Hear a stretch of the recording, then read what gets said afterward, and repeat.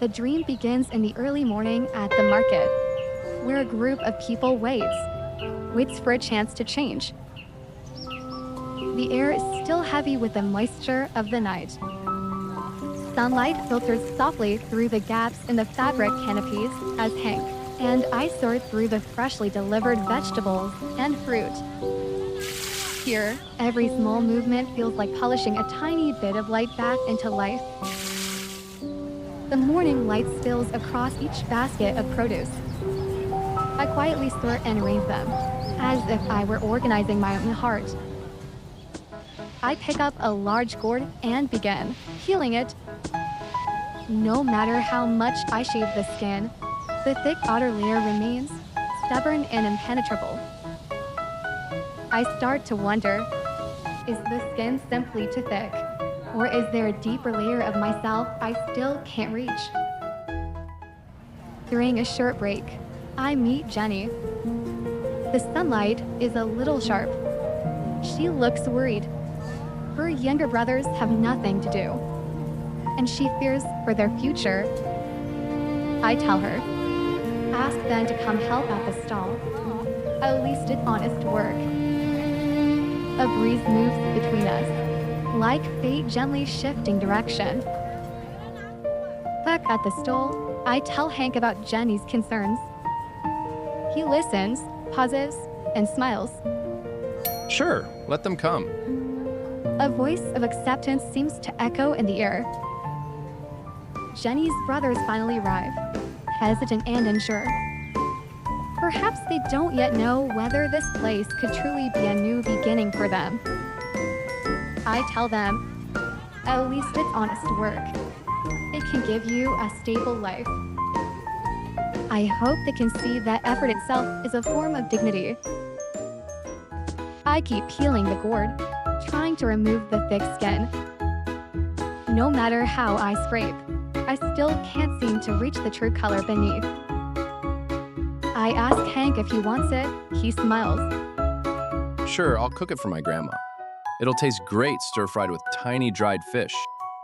Oh, it can be cooked that way, I say. I start on another gourd. This one has mold on its skin. As I cut away the bad parts, I silently remind myself, this one needs to be taken care of too. Jenny points at the gourd I'm holding. That's green papaya. It can be stir-fried. I'm puzzled. Papaya, isn't it soft? This one's hard, and unripe papaya is usually green, but this one is orange. I tap it all around, proving it's really very hard. After a long day, it's time to close the stall. Wow. I bring out a plate of freshly stir-fried greens sprinkled with white sesame seeds. They glisten, vibrant and bright. Everyone says they look beautiful, delicious even. In the days that follow, Jenny's brothers work hard at the stall, eager to learn. A black woman arrives with a young girl, encouraging her to join this warm working environment. The woman introduces the girl to Hank, hoping she can help at the stall and become part of the team. The girl looks up at me, her eyes clear, like a reflection of a younger version of myself. The woman gently reminds her, Knowing who you are is important. Later, a man wearing a hat approaches quietly with a hint of shame. He tells Hank he hasn't been able to find work for years and hopes for a chance here. Without hesitation, Hank agrees. Gratitude fills the man's eyes. The stall grows livelier. Everyone is busy. Piles of produce, shining sweat, focused hands. I realize that each person has skills they were unable to use because of unemployment. The stall gives them a chance, and their hearts fill with gratitude. Jenny and I, wearing plastic aprons and rain boots, work side by side with natural rhythm. Though we might seem out of place in the chaos of the market, working together feels good. As I peel another gourd, watching people join the stall, I feel warmth spreading inside me. Peeling, sorting, cleaning. It's not just selling vegetables. It feels like we're gently peeling away everyone's defenses and wounds. Hank looks at each person with a soft smile. He doesn't judge. Anyone who wants to join is welcome. Gourd slices sizzle in the pan, releasing a fragrant aroma. Here, everyone puts down their old cards and cherishes this rare chance and connection. Jenny, her brothers, the black woman and the young girl, and the man with the hat. All busy, all trying, all willing to change. The girl smiles at me. Light slips through the canopy above, and her smile feels like a version of my own that I haven't seen in a long time. For a moment, soft light wraps around the entire stall. Time seems to pause. A peaceful, delicate vitality flows through the air. As I serve the vibrant green dish, the market gradually quiets. For the first time, we gather around a table simply to enjoy a meal together. Sunlight falls through the canopy. Vegetables shimmer with gold and green light, like a small blessing over each person's labor. We sit together, smiling at one another with gratitude and ease, sharing a moment of connection and calm. We begin to eat, the scent filling the air. For the first time, we're not rushing. We're just eating together. The dish shines a bright green.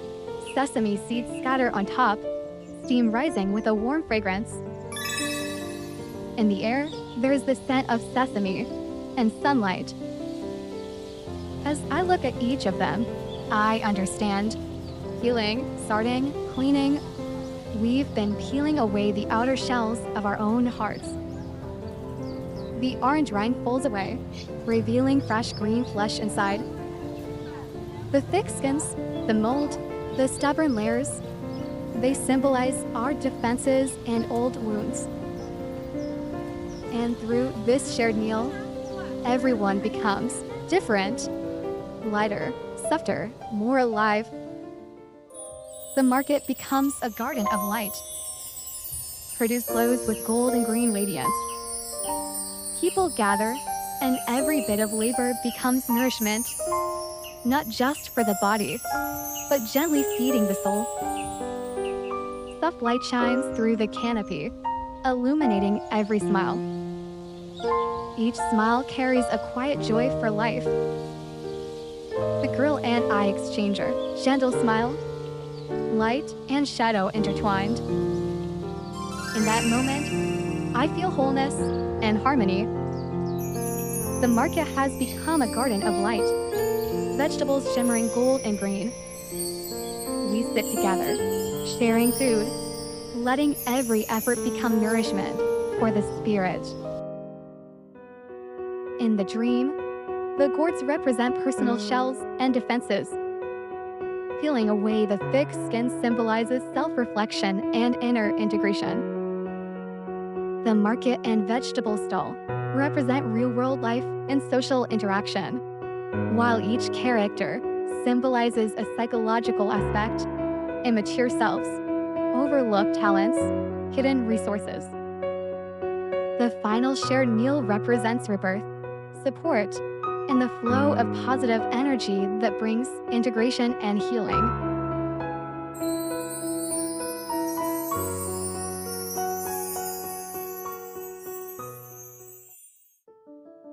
Even when things seem over, life's quiet surprises wait in the corners.